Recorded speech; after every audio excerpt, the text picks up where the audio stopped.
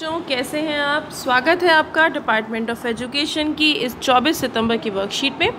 जैसा कि आप देख सकते हैं, वर्कशीट क्लास 7th के लिए है और वर्कशीट है नंबर 3 हिंदी की।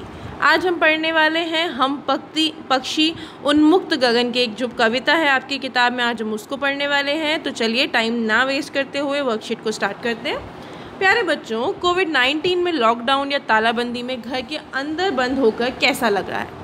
अभी आपको पता है भाई, मुझे तो बहुत बुरा लगा है।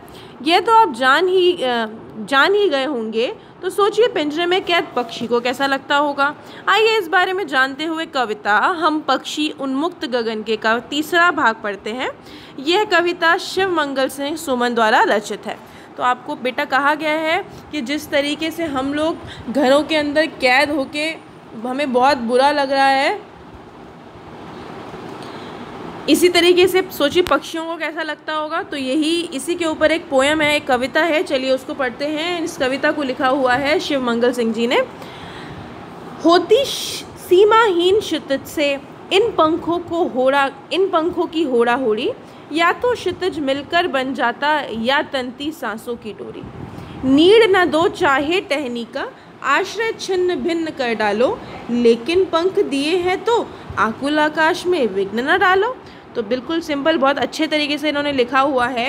यहाँ पे जो बेटा नीड़ है, नीड़ का मतलब होता है घोंसला, आश्रय का मतलब होता है घर, और उसके बाद जो प्रतियोगिता का मतलब होता है, ये लिखा है ना विघ्न मतलब बाधा, ठीक है। और होड़-हाड़ का मतलब होता है कि भाई प्रतियोगिता, एक तरीके से बोलते हैं ना, होड़ा-हाड़ी मत करो, मतलब इतनी प्रतियोगिता मत करो। चलिए भावार्थ देखते हैं। कवि कहते हैं कि सीमाहीन आसमान में उड़ते हुए पक्षी के पंखों को एक होड़ सी लग जाती है। वे आसमान की उस सीमा को छू लेना चाहते हैं जिसका कोई अंत नहीं है। वे आसमान को छूने की इच्छा रखते हैं, चाहे फिर इसके लिए उन्हें अपने प्राण ही क्यों न देने पड़े। पक्षी कहते हैं कि चाहे उन्हें घोंसला बनाने के लिए पेड़ की डाली ना दो, चाहे रहने के लिए स्थान मत दो, परंतु भगवान ने उन्हें पंख दिए हैं तो कम से कम उन्हें उड़ने तो दो, उनके उड़ने में बाधा मत डालो। अभी कुछ प्रश्न हैं, उनके उत्तर देखेंगे। पक्षी उन्मुक्त रहकर कौन सी इच्छाएं पूरी करना चाहते हैं। तो बेटा वो आसमान को छूने की इच्छा रखते हैं और इसको वो पूरा करना चाहते हैं। पक्षियों को पालना उचित है या नहीं, बताइए। देखिए ये उत्तर लिखे हैं यहाँ पे। पक्षियों को पालना उचित है या नहीं, तो मेरे हिसाब से पक्षियों को पालना उचित नहीं है, क्योंकि वो आज़ादी में रहना चाहते हैं और आज़ादी उनका हक है। निम्नलिखित शब्दों के वाक्य बनाने हैं। पक्षियों का घोंसला, पहले था बेटा घोंसला, तो घोंसले में पहला था घोंसला, तो पक्षियों का घोंसला सर्दी एवं बारिश में रक्षा करता है। फिर उसके बाद क्या था बेटा, प्रतियोगिता, तो विद्यार्थी के सर्वांगीण विकास के लिए पढ़ाई के साथ साथ अन्य प्रतियोगिताएं भी करानी आवश्यक हैं। 2 रह गए हैं। बाधा हमें यहाँ लिख रही हूँ, वहाँ लिखना मैं भूल गई हूँ। हमें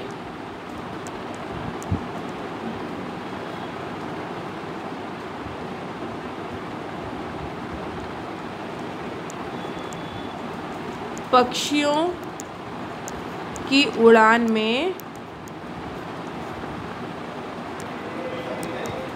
बाधा नहीं डालनी चाहिए।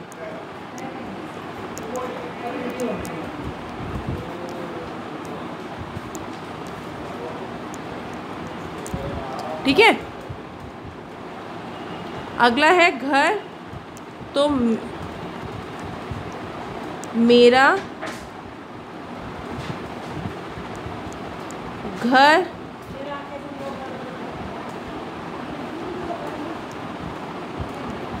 बहुत सुंदर है। चलिए हो गया। ये लास्ट प्रश्न है बेटा, 4th।